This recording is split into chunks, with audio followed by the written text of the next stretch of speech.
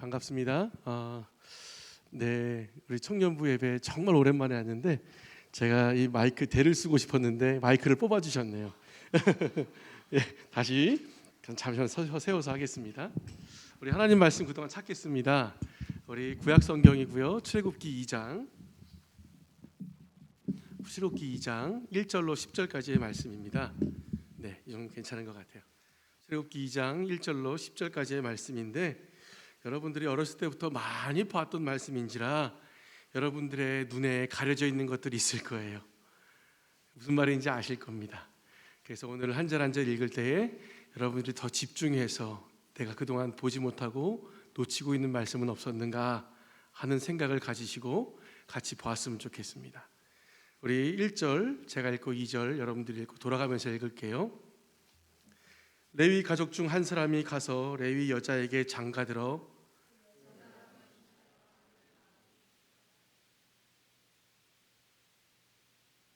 더 숨길 수 없게 되매 그를 위하여 갈대 상자를 가져다가 역청과 나무 진을 칠하고 아기를 거기 담아 나일 강가 갈대 사이에 두고 바로의 딸이 목욕하러 나일 강가로 내려오고 시녀들은 나일 강가를 거닐 때에 그가 갈대 사이에 상자를 보고 시녀를 보내어 가져다가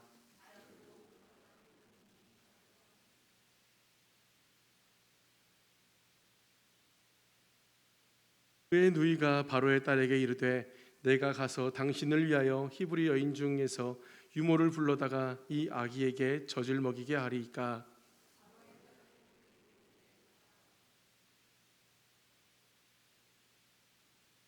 바로의 딸이 그에게 이르되 이 아기를 데려다가 나를 위하여 젖을 먹이라. 내가 그 삭슬 주리라. 여인이 아기를 데려다가 젖을 먹이더니 그 아기가 자라매 바로의 딸에게로 데려가니 그가 그의 아들의 되니라. 그가 그의 이름을 모세라 하여 이르되 이는 내가 그들을 물에서 건져내었음이라 하였더라. 아멘. 하나님 말씀입니다. 저를 아시는 분도 계시고 저를 처음 보신 분도 계실 텐데 제가 아까 소개하기로는 지나가는 나그네라고 했습니다. 제가 여러분들 앞에 쓸 자격이 없는데 어떻게 하면 그래도 저를 조금 더 청년부와 연결시켜서 얘기할 수 있을까 고민하는 중에 없더라고요. 그래서 제가 할 수 있는 건 하나, 제가 이래봬도 저희 교회에서 전대영 목사님과 가장 가까이 삽니다. 진짜 이거밖에 없어요. 걸어서 1분 거리에 삽니다. 그러다 보니 제가 지난 금요일에 목사님 이렇게 차로 공항까지 이렇게 라이드 해드렸어요. 사모님하고 목사님하고 제 아내하고 목사님하고 저하고 갔죠. 가서 공항에 내렸는데 벌써부터 얼굴 눈망울이 죄송해요 목사 안 계시니까 한 얘기 처음이지만 소눈이잖아요. 눈이 빨갛게 달아올라가지고 목사님 벌써부터 올 준비를 하시더라고요. 짐 붙이는 사진 제가 찍어놨어요. 뒷모습. 그리고 게이트 쪽으로 향하는 모습도 찍어놨어요. 그리고 나서 사모님하고 마지막에 부둥켜 안고 우는 모습도 찍어놨고 두 분이서 같이 마지막 샷을 찍는 것도 제 사진에 핸드폰에 담겨 있어요. 때가 되면 이게 오픈할 때가 올 것이라 생각을 하기 때문에 지금은 공개하진 않습니다만 그냥 제가 청년부하고 가깝게 저를 소개할 수 있는 게 이런 것밖에 없네요. 저는 여러분들이 결혼을 하시면 저를 만나러 옵니다. 저는 교회에 우리 결혼한 청년이 결혼해서 40대 이하까지를 담당하는 목사예요. 그렇기 때문에 여러분들 혹여 결혼 생각이 들거든 저를 찾아오시면 좋겠습니다. 그래요. 오늘 말씀 전할게요. 여러분들은 좀 이 시를 이해할 것 같아요. 제가 시 하나 소개할 건데 제목은 가족. 지은이는 하상욱입니다. 자, 상욱 씨에게 가족은 어떤 의미예요? 저에게 가족은 영어 같아요. 왜요? 마음에 있는 게 표현이 안 돼. 정말 그렇죠? 이 자리에 계신 우리 모두는 하나님께서 하나 되게 해주신 그런 하늘의 가족입니다. 그리고요, 머리 대신 예수님을 중심으로 한 몸 되게 하신 영적인 가족이에요. 우리는 여러분들 그걸 믿으셔야 공교회가 무엇이고 정말로 그리스도 안에서 우리가 해야 하는 일이 무엇인지를 더 선명하게 보시게 됩니다. 여러분들 믿으십니까? 네, 고마워요.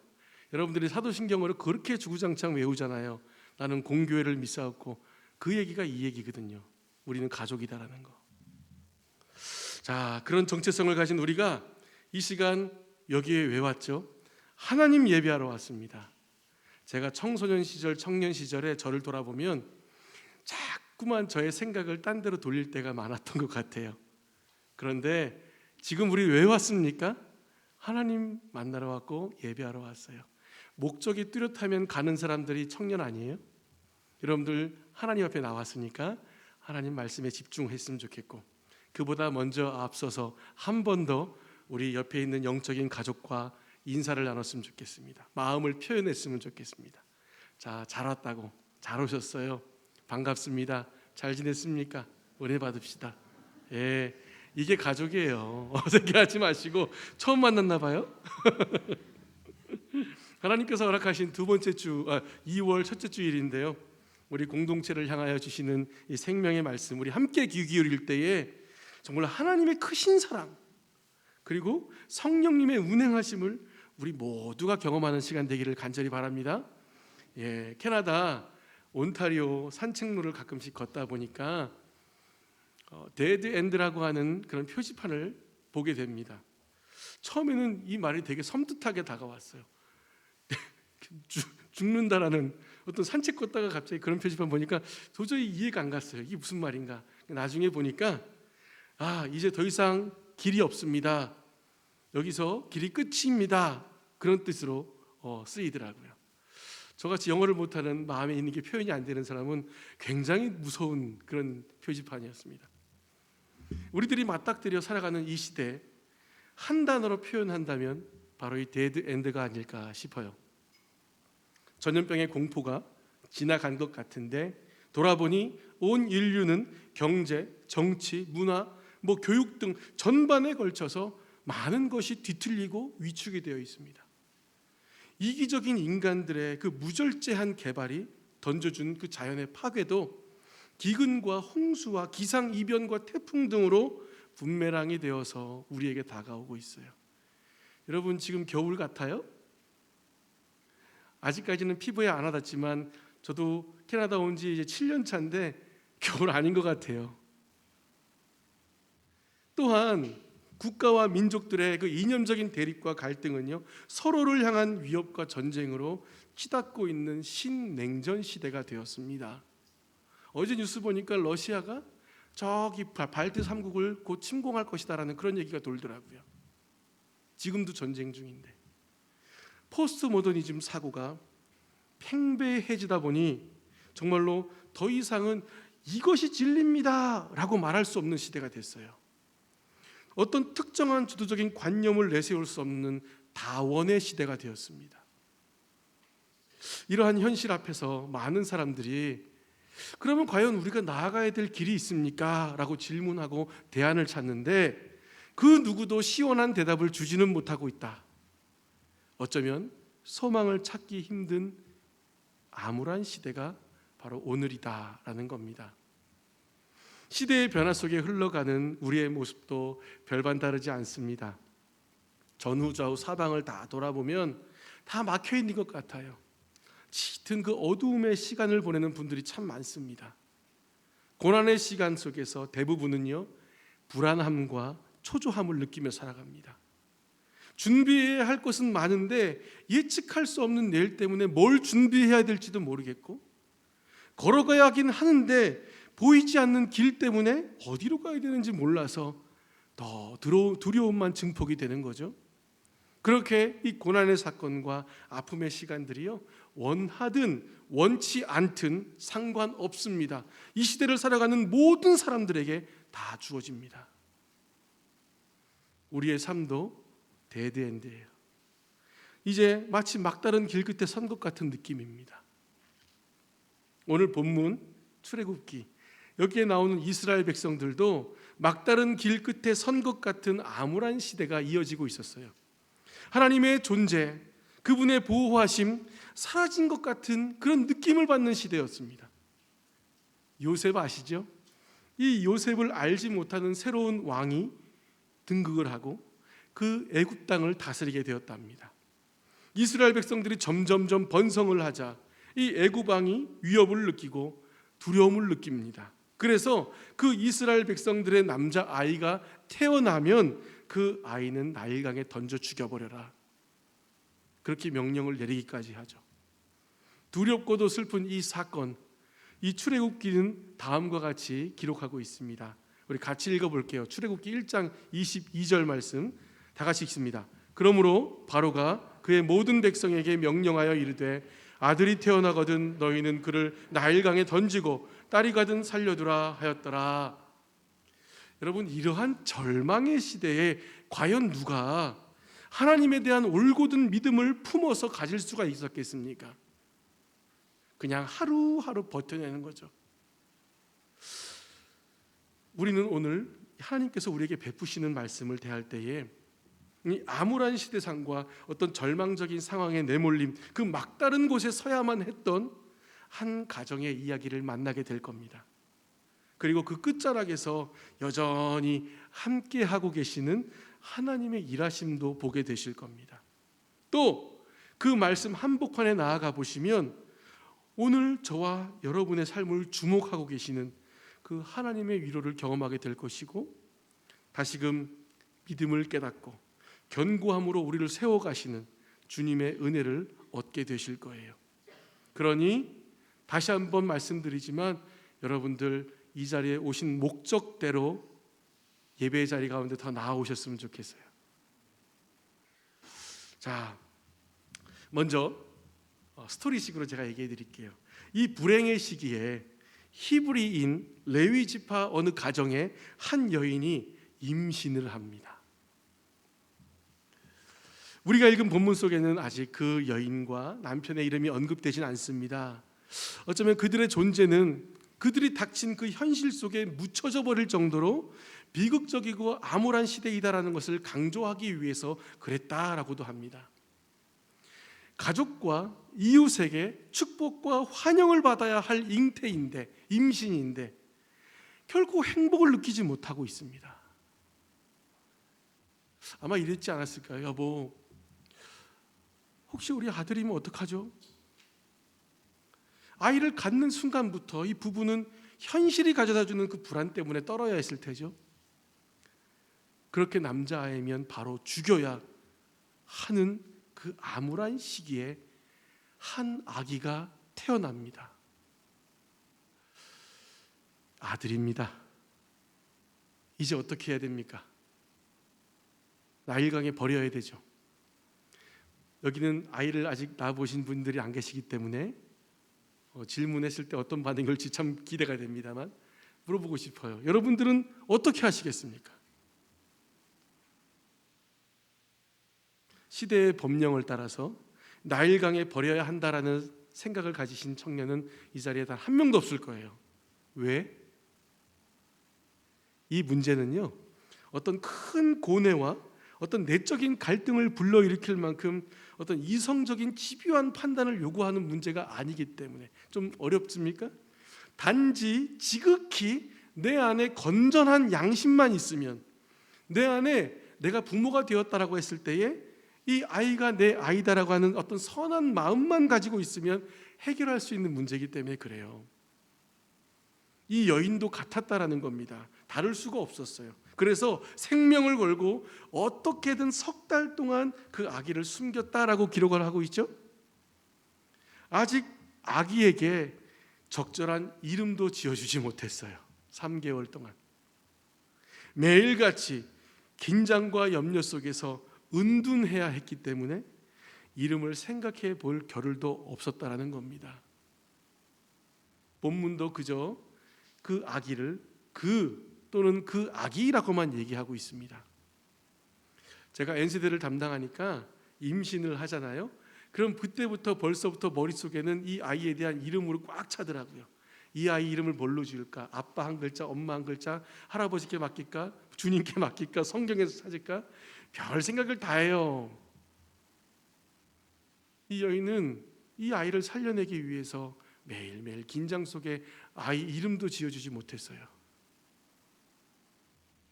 그렇게 시간이 흘러갑니다. 그리고 3개월이 지났고 더 이상 숨길 수 없는 현실의 물결과 마주합니다. 그 아기가 자라가면서 그 하루 일주일이 너무 다르게 크는 거 여러분들 모르실 거예요. 정말로 눈에 다르게 커버려요. 애가 3개월이 지났으니 이 아이의 울음소리는 어땠을까? 이 아이의 움직임은 얼마나 커졌을까?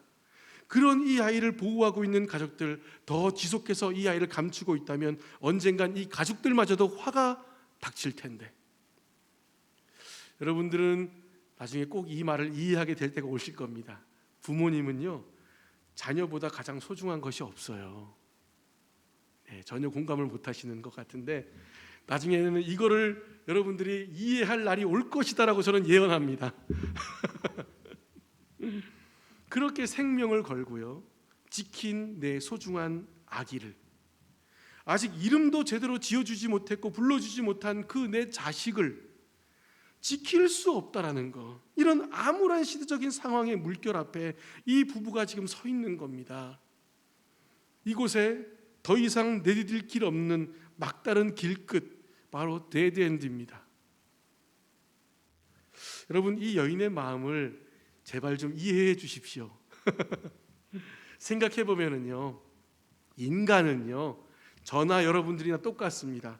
누구나 세상을 살아가다 보면 무섭게 흘러가는 세월 때문에, 급변하는 시대의 상황 때문에 정말로 그런 물결 앞에 어쩔 수 없이 내몰릴 때가 옵니다. 자신의 가장 소중한 것들, 그곳에 어쩔 수 없이 내려놓아야 하고 거기에 어쩔 수 없이 흘려보내야 될 때가 온다라는 겁니다. 이것이 오늘 말씀의 첫 번째 포인트예요.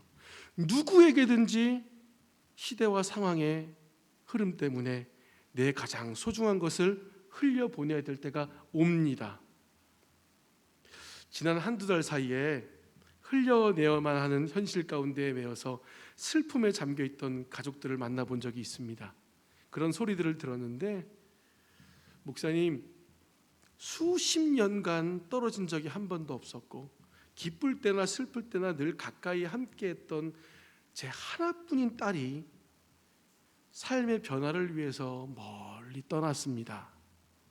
새로운 도전을 위해 나서는 딸이 그 불편해할까 봐 차마 아무 내색도 하지는 못했습니다만 지금도 딸 생각이 하면 이 마음이 미어집니다. 목사님, 저 정말 큰 꿈 가지고 군대 전역하고 캐나다에 왔어요. 정착을 위해서 저 버스 비용도 아끼려고 자주 걸어 다녔고요, 빵 하나로 끼니를 해결한 적도 많습니다. 가족도 보고 싶지만 참습니다. 나름 최선을 다해 공부하고 알바도 했어요. 그런데 더 이상 소망이 안 보입니다. 더 이상 버티기가 힘들어요. 목사님, 저 캐나다에서의 꿈을 내려놓고 한국으로 돌아가야 되는 거 아닐까요? 목사님, 우리 부부 건강만큼은 정말 자신이 있었습니다. 그렇게 행복하게 평생을 함께 할 줄 알았는데, 그런데 갑작스런 질병으로 남편이 투병이 시작이 되었습니다. 그리고 저는 아주 오랜 시간 간병을 해왔어요. 그리고 이제는 이별을 준비해야 될 때가 다가오는 것 같습니다.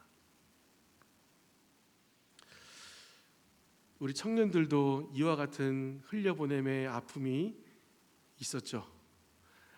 8년 동안 함께한 목사님을 한국으로 보내는 그 마음이 또 이와 같은 모습이지 않았을까 생각이 돼요. 여기 보니까 밑에 휴지통이 하나 있네요. 어제 지난주에 이거 쓰고 치웠어야죠. 자꾸만 생각나잖아요. 목사님 눈물 많은 거 아실 텐데. 여러분들만 마음이 어려웠어요? 보니까 사모님하고 목사님 5분 동안 공항에서 붙들고 울더라고요. 큰 그 아들, 딸 둘 전혀 아빠한테 신경도 없었는데 엄청 울더라고요. 누군가를 흘려보내야 될 때가 온다라는 거예요. 저도 이런 상황에 내몰린 적이 한 번 있었습니다. 제가 아내가 있어요. 그리고 첫째 아이를 임신한 지 수개월이 지났을 때 일로 기억이 되는데, 점점 아내가 배가 불러져 갖고 이제 서울 근교에 있는 어느 교회에서 저희 아내는 교육전도사로 일을 했습니다. 그날 주일도 새벽이었는데 이 무거운 몸 이끌고 함께 사역하는 그 목회자와 함께 출근 중에 있었습니다. 그런데 이 도로가 전날 내린 눈과 또 영하로 떨어지는 기온 때문에 빙판이 되어 있는 거죠. 이를 미처 발견하지 못하고 그 새벽 어두운 길을 달리다가 차가 돌아서 차가 반파가 돼버렸습니다. 저도 섬기던 교회에서 주일 사역하고 있었는데 급하게 연락받고 정말로 아내가 이송된 그 대학병원으로 집중치료실로 달려갔습니다. 도착해서 보니까 산부인과 의사, 정형외과 의사, 여러 의사들과 간호사들이 모여가지고 긴급치료가 진행 중에 있었어요. 산모의 얼굴은 볼 수도 없었고, 그러다가 문득 어쩌면 뱃속의 아기를 잃을 수도 있겠다라는 생각이 두려움처럼만 밀려오는 거예요. 함께 있을 수 없어서 며칠 동안 병원을 오고 가면서 기도도 안 돼요. 기도도 안 돼. 거짓말이야, 기도했다는 건. 그냥 하나님한테 계속 화를 냈습니다. 하나님 왜 그러십니까? 하나님 정말 왜 그러세요? 왜 제 소중한 거 가져가시려 합니까? 여러분, 우리의 부모님, 배우자는 없죠? 우리의 자녀도 없죠? 어떻게 되죠? 이민, 뭐 건강, 직장, 재물, 뭐 여러 가지 모든 것들, 여러분들이 너무나도 소중하게 여기는 것들이 있지 않습니까? 그런데 더 이상 지킬 수가 없어서, 더 이상 함께 할 수가 없어서 세월의 상황과 물결 앞에 내어놓아야 할 때가 온다라는 거 여러분들이 알고 준비하셔야 돼요. 그 순간 저와 여러분들은 그토록 사랑하는 이 아기를 나일강에 내려놓아야 했던 바로 이 여인이 되는 겁니다. 여러분들은 지금 무엇을 지킬 수 없어서 혹시 두려워하고 계십니까? 이제 이 흘려보냄의 고민으로 가득한 이 여인, 아기를 위해 할 수 있는 것은 갈대 상자 만드는 일뿐이었습니다. 물이 새지 않도록 역청과 나무진을 잘 칠해주는 것뿐이었습니다.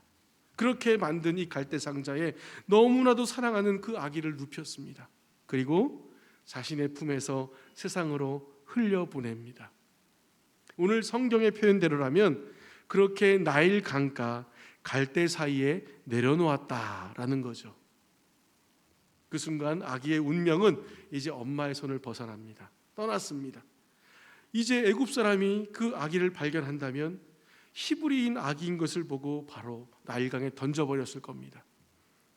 혹여 같은 동족인 히브리 사람이 발견하더라도 부모도 지킬 수 없고 지금 시대가 이런데 이 아이를 차마 건질 수가 없어서 그냥 못 본 척하고 지나갈 겁니다.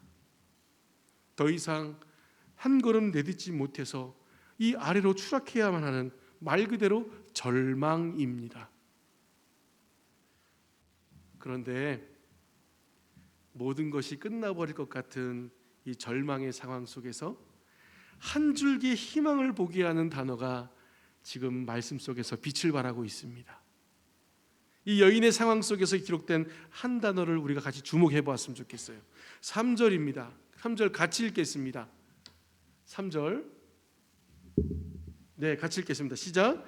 더 숨길 수 없게 되매 그를 위하여 갈대 상자를 가져다가 역청과 나무 진을 칠하고 아기를 거기에 담아 나일강가 갈대 사이에 두고. 여인이 아기를 담은 것이 무엇이죠? 갈대 상자. 여러분들, 이 단어가 오늘 말씀의 놀라운 반전 포인트입니다. 히브리 원어 성경을 찾아보니까는요, 이 갈대 상자라는 단어를 보니까 테바라는 단어가 쓰여져 있습니다. 테바. 이 단어가 왜 중요하냐? 이 테바라는 단어는 이 넓은 이 읽을 것만한 성경책에 단 두 곳에만 등장하는 단어예요. 하나는 여기, 다른 하나는 창세기 6장. 창세기 6장은 우리가 너무 잘 아는 노아가 등장하는 이야기입니다. 여러분들, 노아 하면 뭐가 떠오르세요? 방주. 무지개가 아니어서 다행이에요. 방주 떠올라요. 고마워요. 이 방주, 창세기 6장 14절에 보시면 노아가 하나님의 명령을 따라 만든 방주가 테바라고 되어 있습니다. 세상의 모든 것들이 죽음에 이를 수밖에 없는 그 홍수의 심판에 내몰릴 때에 하나님께서 노아와 그 가족들을 구원하시기 위해서 만들어라라고 명령하신 그 방주가 바로 테바입니다. 오늘 이 본문의 한 여인의 슬픔의 상황 속에서 이 위대한 테바라는 단어가 쓰였다라는 거예요. 갈대 상자를 바라보면서 그 여인은 만든 그 상자가 연약한 갈대로 만들어지긴 했지만 단순한 그 상자가 아닌 그 이상의 의미가 있다라는 겁니다. 여호와 하나님의 그 보호하심과 하나님의 함께하심을 신뢰하면서 이 아이를 구원해 주십시오 하는 방주로 만들었다라는 거예요. 테바. 이 단어와 여인의 행동이 정말로 우리에게는 그녀의 믿음이 어떤지를 엿볼 수 있게 해줍니다. 그런데 사실 이 여인의 이 내면에 담겨있는 그 믿음의 깊이는요, 그보다 앞서서 출산할 때의 그 진가가 더 드러나고 있었습니다. 출산할 때, 우리 그녀가 출산할 때에 긴박한 상황이잖아요. 그런데 거기에 어울리지 않는 재미난 표현이 등장을 합니다. 우리 2절 다 같이 읽겠습니다. 2절입니다. 시작. 그 여자가 임신하여 아들을 낳으니 그가 잘생긴 것을 보고 석 달 동안 그를 숨겼으나. 와, 저는 바로 말 안 할래요. 잘생겨서 숨겼답니다. 출산 후에 생명을 걸고 아이를 지키는 이유가 아이가 잘생겨서 숨겼답니다. 어느 부모에게 아이가 예쁘지 않는 부모가 있겠습니까? 저도 제 딸이 있어요. 저를 닮았어요. 예뻐요. 제 둘째 아들은요, 저랑 등치도 비슷하고 생긴 게 비슷해서 저 대신 출근해도 아무도 모를걸요?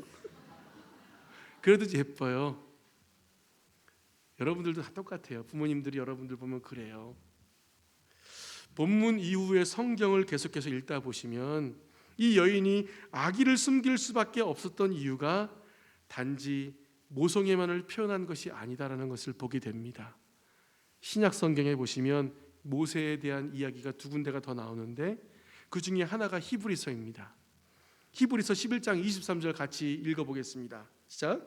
믿음으로 모세를 낳았을 때에 그 부모가 아름다운 이 임을 보고 석 달 동안 숨겨 왕의 명령을 무서워하지 아니하였으니. 또 사도행전에도 나옵니다. 그 아이의 잘생김의 흔적이 사도행전에도 있어요. 한 가지 다른 거면 뭐냐면 부모의 관점이 아니라 그 아이를 바라보고 있는 또 다른 시선이 있었다라는 것을 보여주고 있습니다. 사도행전 7장 20절 같이 읽어보겠습니다. 그때에 모세가 낳는데 하나님 보시기에 아름다운지라 그의 아버지의 집에서 석 달 동안 길리더니. 여러분, 단지 잘생긴 게 아니라 하나님 보시기에 아름다웠다고 해요. 하나님 보시기에. 우리가 읽은 출애굽기 2장 2절 말씀에 쓰인 잘생겼다라는 단어를 그래서 저는 화가 나서 찾아봤습니다. 그랬더니 히브리어 원어에 키라고 하는 접속사와 좋은, 아름다운이라고 하는 그 토브라고 하는 단어 형용사가 합쳐져 있는 좀 독특한 문장으로 되어 있습니다. 무슨 말인가? 중요한 게 이겁니다. 이러한 형태가 성경에 드물게 쓰이는데 가장 처음 등장한 이 형태가 어디였냐면 창세기 1장이었어요.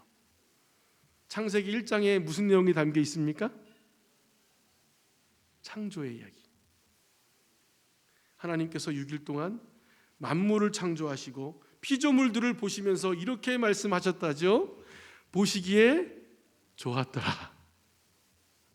하나님께서는요, 모든 만물을 창조하실 때에 하나님의 목적과 계획을 심어서 창조하셨습니다.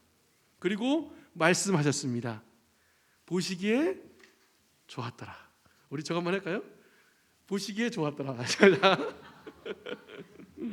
예, 보시기에 좋았더라. 여러분, 이게 바로 그거예요. 잘생겼다, 아름답다. 무슨 의미입니까? 이 여인이 지금 그 아기를 품에 안고 보니 잘생긴 거예요.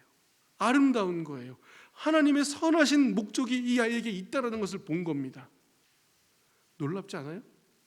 단순히 내 새끼 잘생겼네, 누굴 닮았을 거가 아니라 믿음의 눈으로 이 아이를 바라보는 겁니다.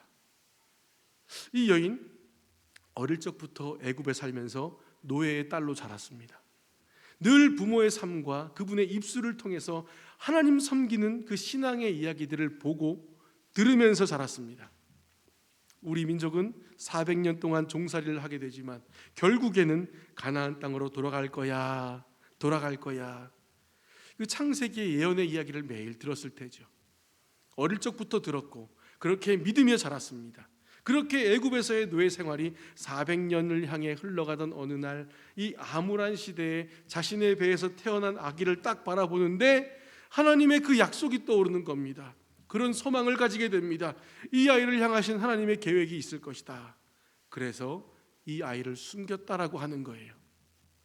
그래서 무서운 바로의 그 법령, 지키지 않으면 당신도 죽게 될 그 법령이 두렵지 않은 겁니다. 왜?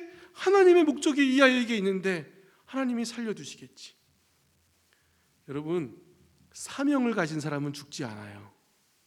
그 사명이 다해야 죽지. 여인은 사랑하는 아기를 더 이상 지킬 수가 없어서 그저 강에 흘려보내야만 했습니다. 그러나 단순히 상황에 밀려서 아이를 나일강에 내려놓고 싶지는 않았습니다. 오히려 믿음으로 아이를 하나님께 흘려보내기 원했습니다. 여호와 하나님, 내 손에서 이제 더 이상 이 아기를 숨길 수가 없습니다. 하나님께 내려놓습니다. 간곡히 부탁드리오니 이 아이를 구원해 주십시오 라고 그렇게 아기를 태바, 구원의 방주, 갈대 상자에 담습니다. 그리고 거기에 하나님을 향한 자신의 믿음도 담습니다. 여인의 믿음으로 하나님께 아기의 운명을 전적으로 맡긴 것이죠. 이것이 오늘 말씀의 두 번째 포인트입니다. 믿음을 담는다. 믿음을 담는다. 여러분, 내려놓음, 흘려보내야 하는 무언가가 있다면 하나님을 신뢰하시고 의탁하는 믿음을 거기에 꼭 한번 담아보시기 바랍니다. 여러분들의 믿음이 겨자씨처럼 작아도 괜찮아요. 꼭 거기에 여러분들의 믿음을 담아 하나님께로 흘려보내셨으면 좋겠어요. 미국의 펜실베니아주에 랭캐스터라는 곳이 있어요. 그리고 미주리주의 브랜슨이라는 곳이 있습니다. 이 두 곳에 다 가시면 크리스찬 브로드웨이라고 불릴 정도로 하이 퀄리티의 크리스찬 뮤지컬을 공연하는 극장이 있습니다. 사이트 앤 사운드라고 하는 시어터가 있는데 여러분들 꼭 가보세요. 진짜 실망하지 않습니다. 저도 작년 여름에 이 랭캐스터에 방문을 했다가 때마침 모세 작품이 공연 중이어서 관람을 했습니다. 모세. 이곳의 무대는요 어떠냐면 정면만 무대가 있는 것이 아니라 양옆도 무대예요. 그리고 천정도 무대예요. 그리고 여러분들이 앉아있는 이 통로도 다 무대로 활용이 됩니다. 제가 앉아서 관람 중에 갑자기 제 뒤로 양들이 막 지나가는 거예요. 살아있는 양들이 막 뛰어서 무대 위로 올라가요. 거짓말 아니에요. 진짜예요. 애플 TV에 보시면 나와요. 실제로. 나중에는요 말을 탄 군인이 제 옆으로 덕덕덕덕 지나가더니 무대 위로 올라가고요. 제가 충격받았던 건 하나, 낙타가 제 옆으로 지나갔어요. 그러니까 사방에서 뭐 천장이고 양옆이고 뭐 어디서 막 뮤지컬이 공연이 됩니다. 정말 모세 이야기를 온몸으로 느낄 수 있었고 지금은 또 다른 작품이 올라가 있는 걸로 알아요. 아무튼 그 공연의 내용에도요 오늘 이 여인의 흘려보냄의 장면이 잘 연출이 되어 있더라고요. 그때 여배우가 이 갈대 상자에 담긴 아기를 보고 그리고 그 갈대 상자를 내려놓으면서 간절히 기도하는 모습을 연기를 합니다. 근데 이 찬양이 떠올라요. 제 머릿속에 이 찬양 여러분 잘 아시죠?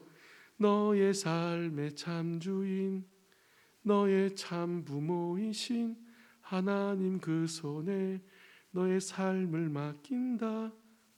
그가 너를 구원하시고 그가 너를 이끌어 주시고 그가 너를 사용하실 거다. 정말 간곡하게 하나님께 부르짖는 모습이었어요. 오늘 두 번째 포인트 말대로 믿음을 담는 모습이었습니다. 믿음을 담는 모습. 여러분 그렇게 흘려보냄과 동시에 내 손에 있는 것을 내려놓음이라는 거 경험하게 되는 거죠. 여러분들 혹시 내려놓음이라는 책을 아실지는 모르겠지만 여러분들 내려놓는다라는 표현이 뭔지는 여러분들 삶 속에서 경험해 보신 바가 있을 거예요. 내가 정말로 내려놓고 싶지 않은데 내려놓을 수밖에 없는 상황이 됐을 때 내려놓으면 힘듭니까? 안 힘듭니까? 힘들어요. 근데 이 영적이고 내 아이를 내려놓는다라는 것은 어떤 사람은 이렇게 표현하더라고. 내 살을 찢어놓는 것 같다고. 정말 힘든 일이라는 거죠. 상실의 아픔과 눈물에 매몰되어서 암울한 세상 속으로 여러분들 흘려보내지 마십시오. 내 믿음과 신뢰를 담아서 내 삶의 유일한 목적 되시는 하나님의 손에 올려드리라는 것입니다. 말씀이 거의 다 끝나가는데요. 이제 믿음을 담아 흘려보낸 이 갈대 상자 근처에 바로의 딸이 목욕을 하러 나왔습니다. 시녀들이 강가를 막 거닐다가 그 갈대 상자를 발견합니다. 바로의 딸은 시녀를 시켜서 가져와 합니다. 상자를 열었더니 아이가 웁니다. 아기를 보니 외모로 보나 버려진 상태로 보나 히브리인의 자식입니다. 상식적으로 볼 때 바로의 딸은 바로 그 아기를 나일강에 던져야 합니다. 그런데 오늘 말씀은 오히려 불쌍히 여겼다라고 증거하고 있네요. 이것을 우리는 놀라운 일이 벌어졌습니다 라고 얘기를 하는 겁니다. 그런데 이 다음 장면을 더 보시면 놀라움을 뛰어넘는 신비로움이 시작이 됩니다. 뭐라고 되어 있는가? 아시는 내용이잖아요. 이때를 틈타서 아기의 누이로 등장하고 있는 히브리인 노예의 어린 아이가 그 애굽 땅의 왕의 딸 공주 앞에 서서 말을 하기 시작합니다. 어디 감히. 옛날 같았으면 바로 죽습니다. 근데 거두절미하고 그 앞에 나아가 말을 합니다. 이 뜬금없고 당돌한 이 누이의 질문에 더 놀랍게도 바로의 딸이 오케이 그리하여라 합니다. 이에 누이는 아기의 엄마 그 여인, 믿음을 담아 갈대 상자로 하나님께 흘려보낸 그 여인, 바로 그 여인을 데리고 옵니다. 그리고 바로의 딸은 삭슬 주겠다, 내가 돈을 지불하겠다 라고 제안을 합니다. 그리고 오히려 노예에게 부탁을 합니다. 이 아이를 키워달라고, 맡아달라고. 여러분들 성경 이야기니까 우리가 그동안 듣고 살았지만 이거 가당치도 않은 얘기입니다. 이걸 신비라고 그러는 거죠. 그렇게 아기는 흘려보내졌지만 시간과 상황을 뛰어넘어서 엄마의 품에 다시 안겼습니다. 내려놓았고 부잉 돌아서 다시 엄마에게 왔어요. 네, 여러분들 나중에 자식 너무 알아요. 지난 금요일이죠. 대한민국과 호주의 아시안컵 8강전 보셨습니까? 갑자기 뜬금없이 보셨어요? 네, 저도 봤어요. 한국이 추가 시간에 동점골 넣고 연장 시간에 결승골 넣어서 극적인 역전승을 거뒀습니다. 한 해설자가 막 열을 올리면서 축구는 각본 없는 드라마입니다. 막 이렇게 연신 외치더라고요. 각본 없는 드라마. 여러분, 이 여인이 자신이 사랑하는 아기를 믿음을 담아서 하나님께 흘려보냈을 때 하나님의 손이 행하신 일을 여러분들 보시지 않습니까? 이 아기의 생명을 건져주셨고 구해주셨고 다시 엄마의 품에 안겨 자라게 해주셨어요. 이 사건이야말로 세상 누구도 연출할 수 없는 진정한 각본 없는 드라마라는 말입니다. 제가 설교 전반부에 나누었던 교통사고 이야기 이제 궁금하실 때가 된 것 같아서 제가 이 얘기를 잠시 매듭을 짓겠습니다. 그래도 어떻게 된지 궁금하잖아요. 병원을 오고 가면서 이 집중 치료실에 있는 아내와 뱃속의 아기를 위해 제가 할 수 있는 것이 단 한 가지도 없었습니다. 그냥 기도밖에 할 수 없더라고요. 기도밖에. 기도 중에 하나님께서 저한테 이런 마음을 주셨어요. 뱃속의 아기가 네 아이이기 전에 내 아들이라는 것을 믿느냐. 무섭더라고요. 그런 마음이 딱 드는 순간 하나님 저 데려가시려나 보다. 정말 무서웠어요. 그래서 저 어떻게 할게요? 울었어요. 막 통곡을 했어요. 너무 슬프더라고요. 그랬는데도 하나님 제발 그러지 마세요라는 말보다 정말 이 말밖에 안 나와요. 아멘, 아멘. 여러분들 앞으로 새로운 목사님이 오시면 아멘 많이 하세요. 아멘이 어떤 의미인지 여러분들 아셔야 돼요. 진짜 은혜로운 말이에요. 하나님께 순종하고 나를 포기하고 하나님 마음대로 하십시오 하는 뜻이에요. 더 깊이 얘기하면 많은데 제가 제 의역을 한 겁니다. 아무튼 그리고 나서 그렇게 아내와 이 뱃속의 아기를 하나님 손에 그냥 올려드렸어요. 그 후에 아내는 놀라울 만큼 급속도로 회복이 되었습니다. 그리고 퇴원을 했고 저와 함께 캐나다에 와서 살고 있어요. 뱃속의 그 첫째 아이도 건강하게 출산을 했어요. 그리고 캐나다에 같이 왔고 우리 그레이드 11 학교 다니고 있습니다. 그때 이 첫 아기가 태어났을 때 이 품에 딱 안았는데요, 잘생겼더라고요. 우리 잘생겼다 이 표현 쓴 거예요. 저도 그냥 잘생긴 게 아니라 하나님께서는 그때 제게 신앙의 지혜 한 가지를 깨닫게 해주셨습니다. 뭐냐면 여러분들도 똑같은 지혜가 있어야 됩니다. 인생의 어떤 순간에 이르면 내 소중한 것을 지킬 수가 없어서 그저 흘려보내야 될 때가 올 것이다 라는 것과, 바로 그때에 그것을 그냥 흘려보내지 말고 거기에 믿음을 담아라, 그리고 하나님께 흘려보내라 라는 것, 하나님께서 이걸 깨닫게 해주셨어요. 그러면 어떤 일이 일어나는가? 역사가 일어납니다. 내 스토리에 믿음을 담아 하나님께 드렸더니 히스토리가 됩니다. 하나님께서 일하시는 거예요. 저는 이것을 하나님의 개입하심이라고 말씀드리고 싶어요. 그리고 이것을 오늘 말씀의 세 번째 포인트로 말하고 싶습니다. 하나님께서 개입하신다. 본문은 계속해서 하나님의 개입의 이야기가 나옵니다. 아기가 엄마의 품에서 자라나잖아요. 어떻게 키웠을까요? 엄마가 아이의 젖을 물릴 때 아마도 기도하면서 찬송하면서 계속 이 아이를 키웠을 겁니다. 그렇게 히브리인들이 가지고 있는 하나님을 믿는 그 믿음을 심어줬을 거예요. 그리고 3년 정도의 시간이 흘러서 이 아기는 자라서 아이가 되었습니다. 이 여인은 그 아이를 바로의 딸에게로 데려갔고, 바로의 딸은 이 아이를 내 아들로 삼고 아이에게 첫 번째 이름을 지어줍니다. 그제서야. 10절을 같이 읽겠습니다. 10절입니다. 시작. 그 아기가 자라매 바로의 딸에게로 데려가니 그가 그의 아들이 되니라. 그가 그의 이름을 모세라 하여 이르되 이는 내가 그를 물에서 건져내었음이라 하였더라. 아멘. 여러분들, 우리가 이 말씀대로 읽지만 사실 우리는 믿음의 눈으로 이 말씀을 바라볼 때 분명히 알고 있는 게 있습니다. 뭐냐면 바로의 딸이 그 아이를 물에서 건진 것이 아니다라는 사실.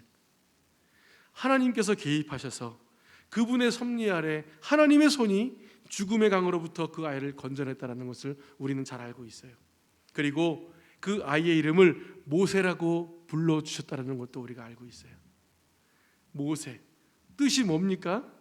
다 끝났습니다. 모세 뜻이 뭐예요? 물에서 건져냄이에요. 물에서 건져냈다. 그런데 이 물에서 건져냈다라는 의미를 담고 있는 여러분들이 정말 많이 쓰는 신앙 용어가 하나 더 있어요. 그거 모르고 쓰시면 안 돼요. 뭘까요? 물에서 건져냈다. 따라해 볼까요? 구원. 구원. 이게 물에서 건져냈다라는 뜻이에요. 세상의 죄에 흘러가는 그 물속에 빠져서 하염없이 그렇게 떠내려가는 여러분들을 물에서 건져냈는데, 이 표현이 원어의 구원입니다. 모세가 물에서 건져냄 받았어요. 여러분들이 물에서 건져냄 받았습니다. 구원 받았어요. 한 히브리 여인의 기도, 하나님은 그것을 들으시고 개입하셔서 모세를 물에서 건져내 주셨어요. 이스라엘의 신음 가운데 하나님이 개입해 주셔서 모세를 훗날 이스라엘 백성들을 노예로부터 건져내 주시고 약속의 땅 가나안으로 나아가게 하는 인물로 사용하십니다. 그리고 하나님은 어제도 오늘도 믿는 자들의, 믿는 청년들의 그 믿음을 담아내는 그 모습을 통해서 개입해 주셔서 하나님의 원대한 인류 구속의 역사를 이루어가고 계십니다. 말씀을 마칠게요. 오늘 본문 이후에 이야기가 진행이 되면서 그제서야 이 여인의 이름과 남편의 이름이 나와요. 이 여인의 이름은 요게벳, 남편의 이름은 아므람입니다. 그리고 그들에게는 모세가 태어날 때 이미 8세로 수정되는 그 당돌한 딸 미리암이 있었고 또 3살 된 아들 아론이 있었습니다. 그래서 모세는 몇째라고요? 셋째입니다. 요즘에 셋째가 대세죠. 여러분들하고 아무 상관없는 얘기니까 이해하시고 제 원고에 나와 있는 얘기가 하는 거예요. 미안해요. 자, 말씀을 좀 마칠게요. 하나님께서 주도적으로 구속사의 모든 것을 이끌어 가시는 분이십니다. 그럼에도 불구하고 하나님은 오늘 본문 말씀에서 인간의 믿음이 참 중요하다라고 강조하고 계세요. 본문에서는 하나님의 이름이 전혀 언급되어 있지도 않고요, 자신의 아들을 물에 던져야만 하는 그런 암울한 시대 상황만 펼쳐지고 있습니다. 하나님이 전혀 보이지 않는 그 상황에서 요게벳이라는 이 여인이 하나님을 향해서 아주 어렵게 믿음을 이렇게 세우고 있습니다. 그리고 표현하는 거예요. 믿음을 내 가족인 아버지께 표현하는 겁니다. 테바, 방주, 갈대상자를 만들어서 그 아기를 그 안에 놓고 두려움보다는 자기의 믿음을 담습니다. 그리고 하나님의 손에 내려놓습니다.